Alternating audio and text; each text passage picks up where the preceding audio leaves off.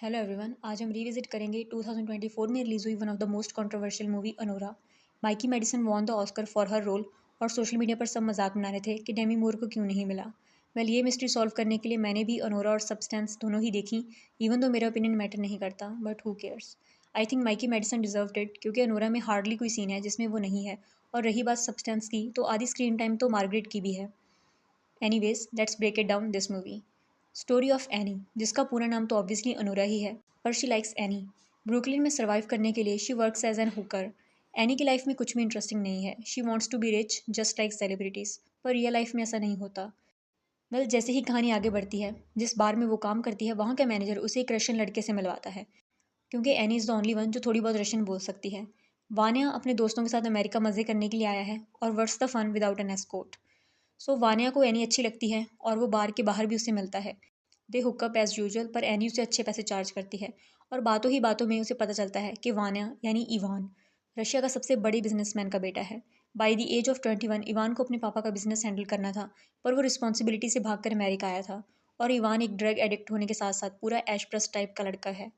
वो एनी को एक हफ्ते के लिए अपनी गर्लफ्रेंड बनने का ऑफर देता है और अपने दोस्तों के साथ लेकर उसे वेगस चला जाता है, जहाँ पर वो पार्टी करते हैं, चिल करते हैं and so much more. Annie was having good time and good money as well. पर अचानक एक रात इवान एनी से शादी करने को बोलता है। वो ये बात सुनकर खुश हो जाती है, क्योंकि उसे सच में लगता है कि इवान को उससे प्यार हो गया है। और जैसे कहानियों में हम पढ़ते हैं कि उसकी सिंड्रेला लाइफ शुरू हो जाती है। शादी करके एनी ब्रुकलिन वापस आती है और स्ट्रिपर वाला काम छोड़ देती है। परमानेंटली इवान के घर में भी शिफ्ट हो जाती है। पर उसकी ये खुशी ज़्यादा देर नहीं टिकती। जैसे ही इवान के पेरेंट्स को पता चलता है कि उसने एक स्ट्रिपर से शादी कर ली है, वो इमीडिएटली अमेरिका आ जाते हैं। इवान अपने पेरेंट्स से डरकर भाग जाता है और एनी बाकी लोगों के साथ मिलकर उसे ढूंढती है। इस पूरे टाइम में एनी बहुत फाइट करने की कोशिश करती है, पर इवान एक बार भी उसका साथ नहीं देता। पेरेंट्स से मुलाकात होते ही वो एनी को $1 मिलियन देने का वादा करते हैं और डिवोर्स पेपर पर साइन करने को बोलते हैं। एनी के सारे सपने टूट गए थे, और इवान का ये नया रूप देखकर वो साइन कर देती है और वहाँ से चली जाती है।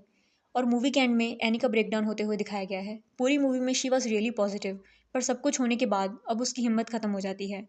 और एनी को आइगर नाम के एक लड़के के साथ दिखाया जाता है, जो पूरा दिन उसके साथ ही रहता है। वो उसको कंफर्ट करने की कोशिश करता है, और इसी पॉइंट पे मूवी ख़त्म हो जाती है। स्टोरी की बात करूँ तो बहुत सिंपल थी, पर जिस तरीके से इसे प्रेजेंट किया गया है दैट वाज अमेजिंग, क्योंकि पूरी मूवी में बहुत क्योस है। एनी और इवान का चिल करना, और एट द एंड जब वो इवान को कन्विंस करती है तो वो उसे सिंपली कह देता है कि यू हैड फन राइट। और ये सब उसके लिए मजाक था। वो सिर्फ फ़न करने के चक्कर में एक स्ट्रिपर से शादी कर लेता है और एक हफ्ते बाद डिवोर्स हो जाता है। आई इन्जॉयड दिस मूवी। और अनोरा के लिए बहुत बुरा भी लगता है, क्योंकि हर लड़की को अच्छी लाइफ चाहिए होती है। स्ट्रिपर बनना किसी का भी ड्रीम नहीं होता। इसके अलावा मूवी अपर क्लास और लोअर क्लास के डिफरेंस को भी सामने रखती है। This was totally an Oscar deserving movie. I will give it 9 out of 10।